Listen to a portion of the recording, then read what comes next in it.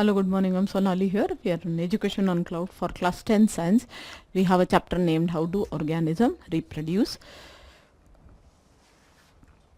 So we are talking about spore formation seen in the bread molds like rhizophorus, like thread-like structures will be there, and on top of that there will be a bulb-like, small bulb-like structure. In that the spores will be present. So these thread-like structures are called hyphae and the bulb-like structures are called blobs. Okay, so the spores are present in the blobs, and when it bursts the spores will spread, and like that it will be multiplying to its species like that. Okay, so that is called sporangia, and each sporangia will have spores like this. Inside there will be lot of spores present. Okay, so thread-like structures, hyphae. On the hyphae there will be blobs, and sporangia will have spores. Now L2 of spore wall and N3 of spore wall, we can see here the L3 wall is little thicker. The spores are covered with thick walls that protect them. So that is why easily it is not just getting bursted out and spreading. Okay, and L3 of spore wall is also having, see, we can see here L3 of wall is also thick. So the spores are covered with thick walls and eventually develop into new individuals. Like when the spores will burst out from this bulb, so it will spread, and like that the new individuals will, so very fast it will spread. And you can see the molds on the bread. If one corner, if it is started getting, then the complete bread will very soon covered with that remaining mold. So like this it will be plenty and in thousands, so like that, and you will get many multiplied by the same species and develop into new individuals. Now plant tissue culture is the very innovative branch. Now what do you mean by plant tissue culture? Okay, so how the particular tissues of the plant will get cultured and how it can be utilized. So new plant will grow by removing tissues or separating cells from the growing tip of a plant. Okay, growing tip of a plant, new plant can be starting, like as it contains meristematic tissues. We can see here, from here the new plant is growing. So it contains meristematic tissues. That meristematic tissues are cells are placed in artificial medium, like a nutrient will be taken like a agar-agar or something, and the meristematic tissues will be dividing rapidly, small group of cells called callus. Okay, as it contains meristematic tissues, and that will divide rapidly. Okay, so we can see here how the division is taking place, and we can see here it is growing into a new plant. So undifferentiated tissues are there and the new plants are obtained. Okay, now callus is transferred to another medium containing hormones for growth and differentiation like auxins, gibberellins, etc. Okay, so growth hormones is also transferred to another medium where the growth hormones are there, which will help in plants to grow. Okay, now we can see here the plant is growing, and the same hormones like growth hormones are present, auxins, gibberellins and all in that medium, so it will help plant to grow. Like that the plantlets placed in a soil grow into a mature, like, so it will be made outside the plant, and then it will be in the soil, it will be planted, and small plantlets, that is called, and it will be like a growing into a mature plant. Using tissue culture, many plants can be grown from one parents, and the disease free condition it can be grown. Okay, so from one parent many plant can be grown, like that you can see. This technique is commonly used for ornamental plants. Ornamental plants means the plants, the flowers should look very beautiful or the leaves should look very beautiful. Those plants are called decorative kind of plants. So for that purpose this kind of methods is used. You can see here the beautiful flowers and the beautiful leaves which has a different colors and designs on that. So now sexual reproduction and its importance we will see. Now modes of reproduction, we have till now studied asexual reproduction. Now we will study asexual reproduction is possible only with one parent. Now sexual reproduction is possible with two parents. So two parents are involved in this. Okay, one male and one female, and reproductive cells will come from them, and then it will be a new sibling or a new species offspring will be obtained. So gametes will come, male gametes will give sperms and the female gametes will give ovaries, and when they combine you get zygote, and like that the egg will be formed. Now smaller motile male gamete will be there, and the larger contains stored food. Okay, so the male and female gamete fuse together to form unicellular zygote here. So unicellular zygote is obtained, and that will be carrying the chromosomes. Chromosomes will be carrying the gene material, hereditary material, and like that the one species to another species it can be growing. So there is a fusion of two germ cells from two different individuals, so small variations will be produced. Okay. Like you can see, variations give rise to variety and diversity. So variations will give variety and diversity. Now it enable organism to adapt and survive in the changing environment. So due to changing environment also, the some kind of variations will be there. It helps to prevent complete extinction of animal and plant species. So animal and plant species should not get extincted completely also. Okay. Now flowering plant, structure of a flower if we discuss. Now we can see each plant has vegetative organs are present, leaves, stem, roots, okay, and reproductive organs are the flower, which has male and female organs are there, which are called androecium, and gynoecium is present. Okay, so like that. So vegetative organs which will help in growing of the plant, and the reproductive organ which will help in giving the same species, in multiplying into a same species, like in different ways. Now see here, there is a flower. Flower is the reproductive organ of a plant. So there are, this green parts is called sepal, and the colorful parts are called petals. So sepal, what is the role of sepal? Protects the flower bud condition and also performs the function of photosynthesis. Okay, petals are colored and larger in size, and they protect inner part of the flower and attract insects. So insects will get attracted, so pollination will happen, like that, for that. So sepals and petals are called outer protective part of the flower. So this here green part is sepal and the orange part is petal. Now carpel is present in center of a flower and is female reproductive part. It is made up of 3 parts. Okay, so the carpel is present, that is divided into 3 parts. Okay, the swollen bottom part is called ovary. Here the bottleneck type.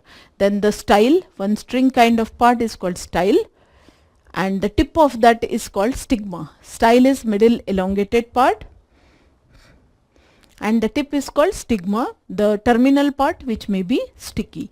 So there the pollens can stick, and like that it can be, pollination is possible, reproduction is possible. So it has 3 parts, carpel has 3 parts, so ovary, style and stigma, female reproductive part in a plant. Okay. So you can see the structure. Ovary is always bulb-like, string-like style, and the tip of that is called stigma, which is a sticky nature. So stamen is a male reproductive part. Now here the stamens are present. Stamen will also be having 2 parts, like a filament, one tiny delicate string will be there, and the anther on the top, very tiny lobe kind of structures are there, which produces pollen grains that are yellowish in color. So in anther there will be pollen grains which are yellowish in color. Okay. Now these are called stamen. So carpel are the female reproductive part and stamen is the male reproductive part. Male reproductive part are anther and filament. Okay, so these are the structure of a stamen, carpel and types of flowers we will see here.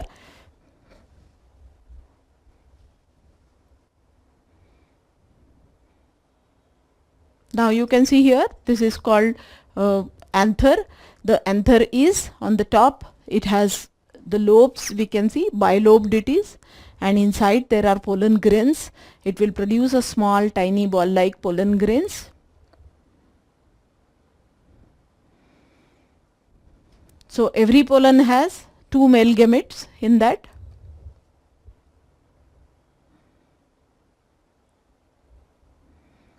And what happens inside the ovary? The structure of the ovary looks like this. It is called ovule. Now inside the ovule there will be embryo sac. At the bottom of the embryo sac there will be egg cells, female gametes. Okay, so here there are egg cells, female gametes are present, and this is called embryo sac.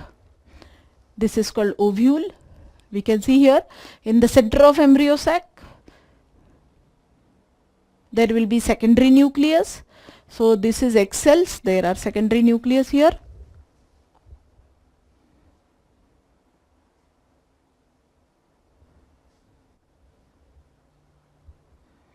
Now flowers can be two types, unisexual and bisexual.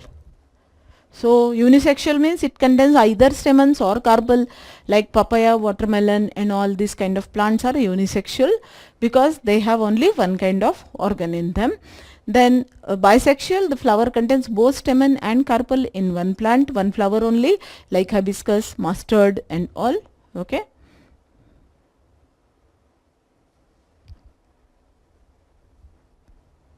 See, you can see hibiscus flower you would have seen. So that red color string is there, on that black yellow color pollens are present. So pollination and types of pollination we will see.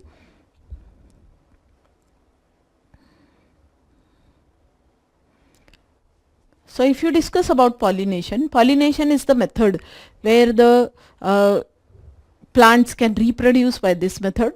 The process of transfer of pollen grains is called pollination.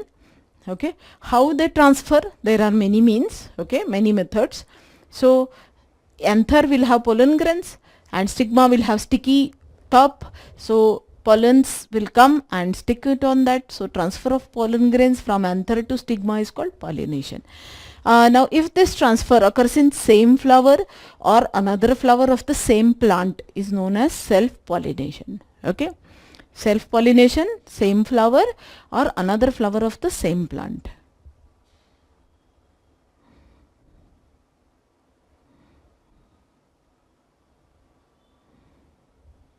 Okay, we can see here in the same flower or another flower of the same plant, that is called self-pollination. Now if pollens are transferred from one flower to another plant of the same species, that is called cross-pollination. Okay, one flower to flower of another plant. So that is called cross-pollination. Now here we can see from this anthers or pollens are transferred to another flower, that is cross-pollination. Now flower 1 to flower 2 pollination is happening, and this is called cross-pollination. It can happen by many means like insects, bees, butterflies as well as wind, all are playing role in this. So other agents are playing a role to transfer of these pollens from one flower to another. Now maize plant, through wind, maize plant pollination is happening.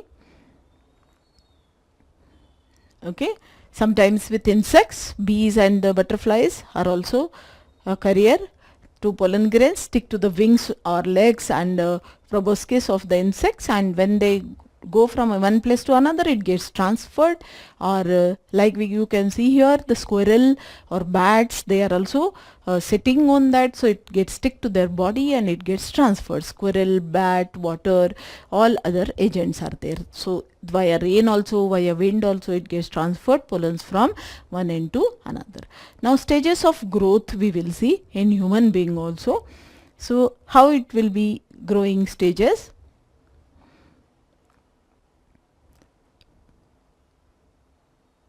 So there will be many stages, and after attain certain maturity only this is possible. So all of us know that body will change as we become older. So this changes occurs in various phases called growth phases, and let us learn about them first. Okay. So what are the growth phases we will see. Now the age bar we will see, age between 10 to 11 years. Okay. So from birth to age between 10 to 11 years, the first stage of growth and the changes that occurs in. So rate of growth, if we say higher, like physical growth, growth of bones, muscles will also takes place. It will be higher, it will increase. Changes will happen, increase in height will also happen. Okay. As well as increase in weight will happen, like when the child is born, child is hardly 2 kgs or 3 kgs, but as they grow the weight will gain, acquire and then lose milk teeth, and they get a proper teeth, regular permanent teeth. They increase in height, increase in weight, acquire milk teeth and again acquire the new teeth, the actual teeth. So these are the stages of growth, okay, from childhood to adulthood. Then let us learn about the second stage of the growth and the changes that occurs, okay. Now 11 year to 18 years of age or 21 years of age in boys, like rate of growth we will see it, adult size, maturation of reproductive tissues will take place, okay.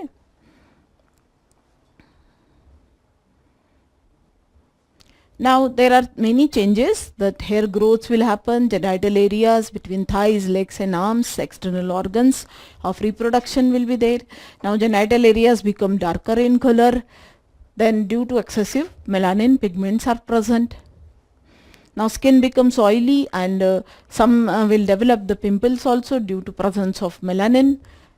Now breast size will begin to increase, darkening of the skin of the nipples and the tip of the breast. These are the changes will happen due to excessive melanin pigment. This kind of darkening will happen and begin to menstruation cycle. Then the periodic loss of blood from the body of female starting from the puberty, okay. So many changes will happen like armpit, genital areas, thighs and legs also, and hairs will grow on the body, okay. These are the changes as they grow older.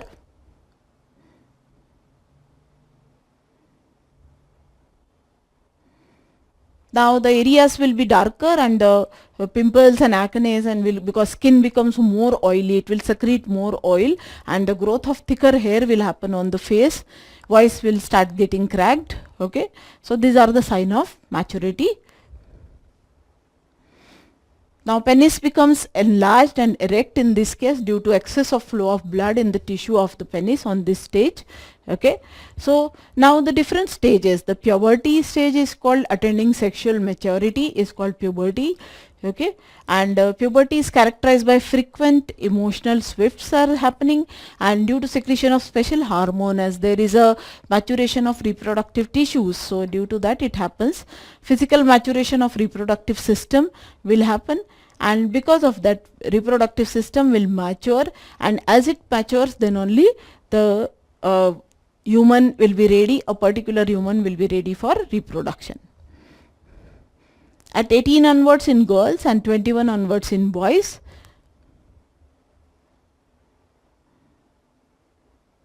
Now body is physically ready to reproduce. It happens by two individuals joining their bodies together by internal transfer of germ cell or fusion. The transfer of sperms from the body of male to female, okay. Now male reproductive system we will study. So under that there are different parts here consist of portion produce the germ cells, okay.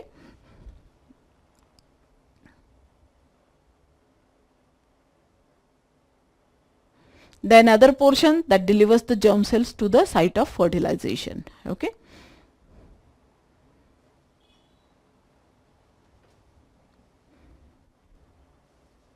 Now you can see these are located outside the abdominal cavity in scrotum, because sperm formation will require a lower temperature than the normal body temperature, and testis secretes a hormone called testosterone here that is responsible to regulate the formation of sperms and brings about the changes in appearance seen in boys at the time of puberty.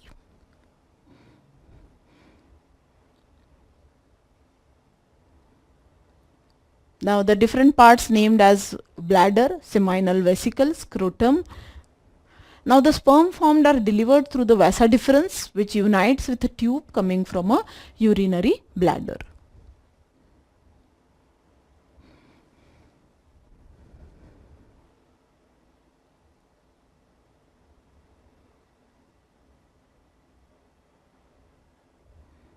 So we can see here the sperm will deliver, then the urethra thus forms a common passage between sperms and the urine. So urethra will be providing a common passage for the sperms as well as urine also, okay.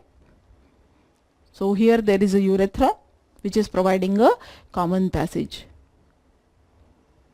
Now along the path of vasa deferens, glands like prostate and the seminal vesicle will be present. So prostate gland, seminal vesicle, bladder, vasa deferens, scrotum and urethra. These are the different parts of a male reproductive system. Now, and their secretion to the sperms are now in fluid, which makes their transport easier, and fluids also provides nutrition. Now, penis is the portion where they delivers the sperms to the site of fertilization. Now, the sperms are tiny bodies which consist mainly genetic material and a long tail.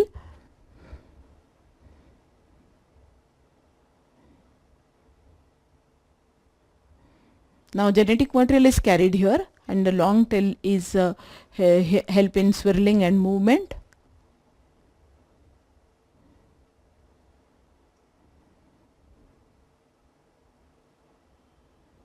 So, at a time only one sperm can enter into a female germ cell.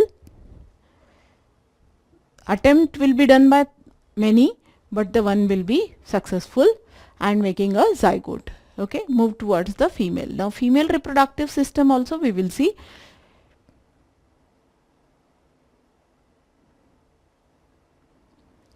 Now, these are the parts of female reproductive system. Now, here germ cells or eggs are made up in ovaries here, and also responsible for production of some hormones. That hormones are responsible for reproductive growth. And ovaries, when a girl is born, ovaries already contain thousands of immature eggs in them.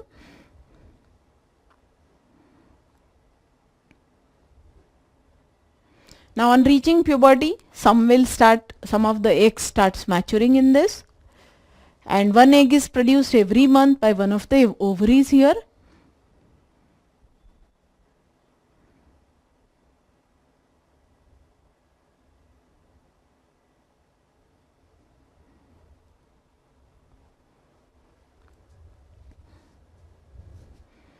So, you can see one egg is produced by ovaries every month.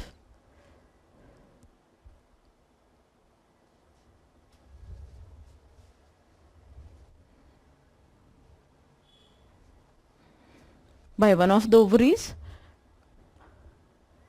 and depends the quality of that egg and the properties and the characteristic in that. The egg is carried from the ovary to the womb through a thin duct which is called fallopian tube.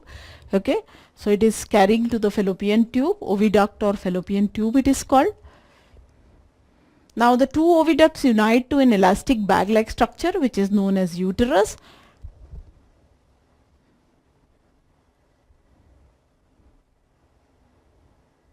So, uterus will open into vagina through cervix.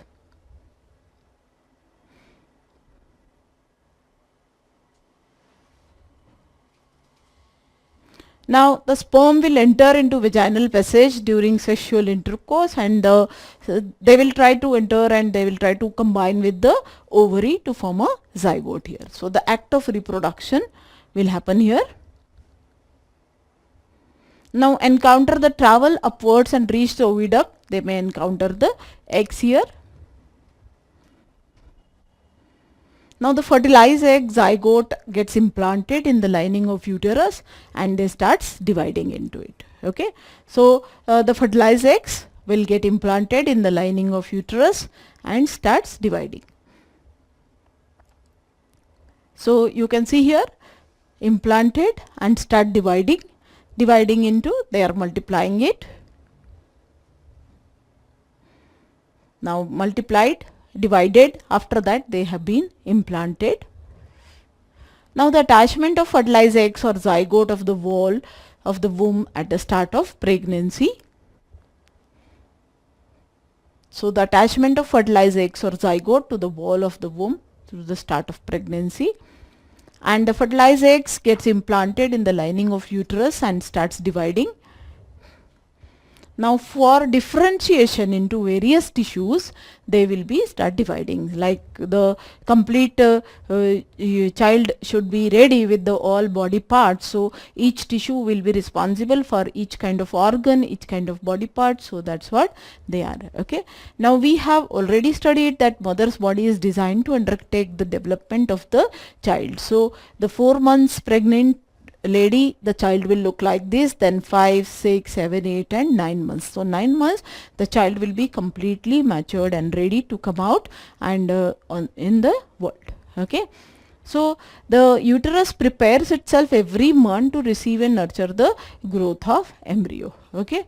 So uterus will be preparing for that to growth of embryo. Like the lining thickens and the rich is supplied with blood and nourishes the growth of growing embryo.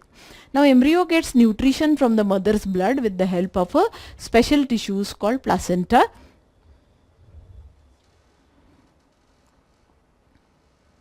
So placenta is connected with the mother and the baby is getting complete nutrition from mother's blood, and there is a disc kind of placenta which is embedded in the uterine wall. Okay.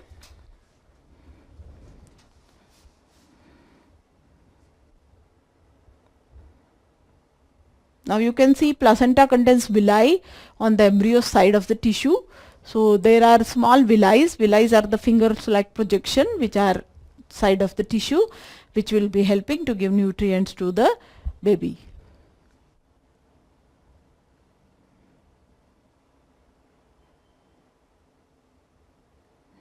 Now villi are finger like projections which are having fine blood capillaries present in them.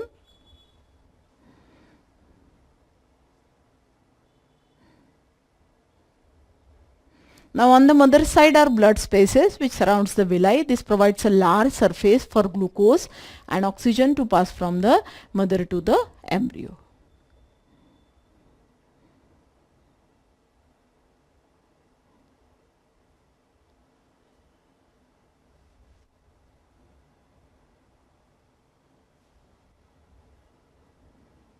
Okay. So these blood spaces which will surround the villi and it will provide the large surface for the glucose and other nutrients. Now this provides a large surface for glucose and oxygen to pass from mother to the embryo. Now this is the maternal part and this is the fetal part, how it transfers the glucose and oxygen. Now the developing embryo will generate waste substance which can be removed by transferring them into mother's blood through the placenta. Like carbon dioxide will be coming out. Now that will be sent again to maternal side and it will be go out from the mother's body.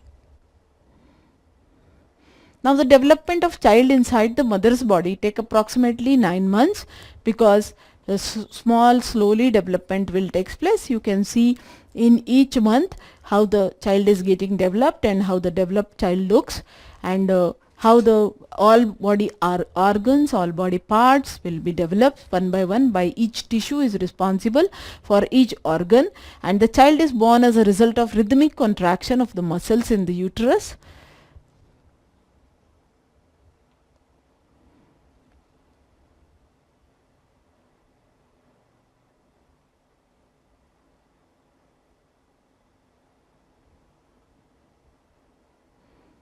Now reproductive health and sexually transmitted disease we will discuss. What happens when the egg is not fertilized? So if the egg is not fertilized, it leaves for about 1 day, and then what will happen to that egg? Let us see.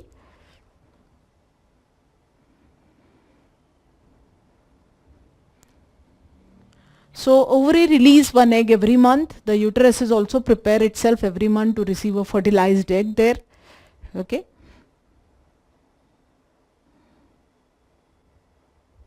Now the lining becomes thick and spongy for that.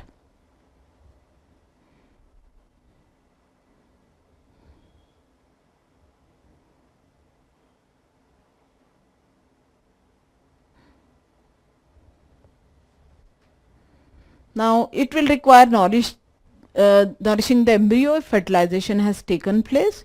So if fertilization has taken place, embryo will be requiring nourishing. Okay. And if it is not fertilized, the lining is not needed any longer, so lining will get shredded. Okay. That lining slowly breaks and comes out through the vagina as a blood and the mucus.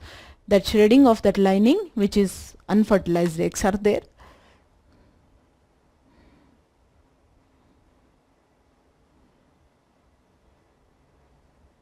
okay, because this lining is not needed anymore, so it will get shredded.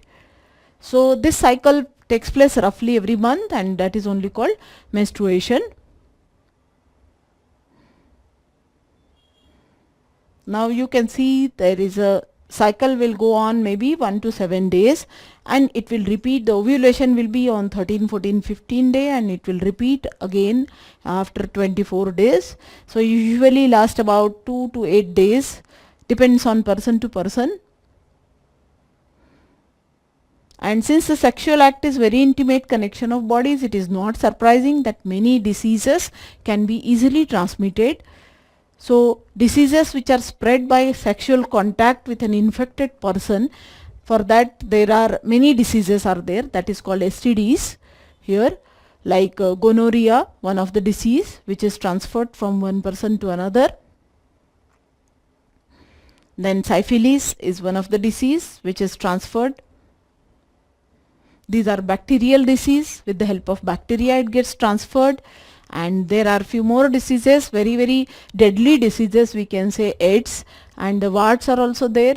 That is, AIDS is a deadly disease, and this is viral disease, spreads through virus, this spreads through bacteria.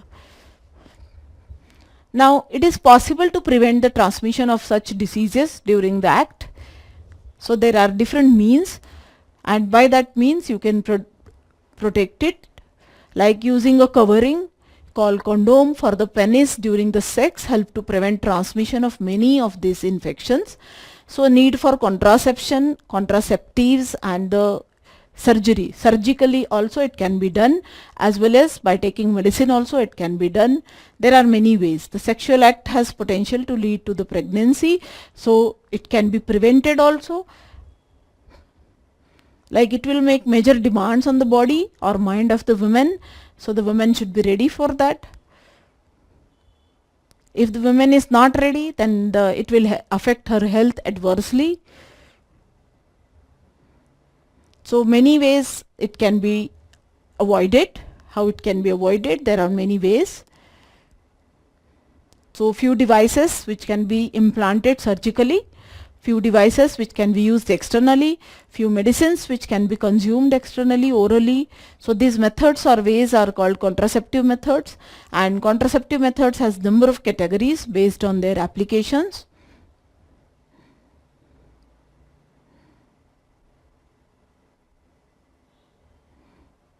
These are called barrier method, which will be creating a barrier. So these are the different methods of birth control. One is called barrier method. This protects from STDs. Then diaphragm, prevent the entry of the sperms in females.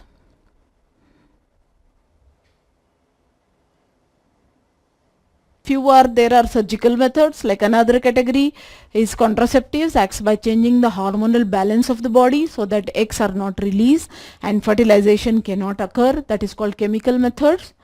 So chemical methods, by taking pills or medicines. These drugs are commonly need to be taken by females as pills.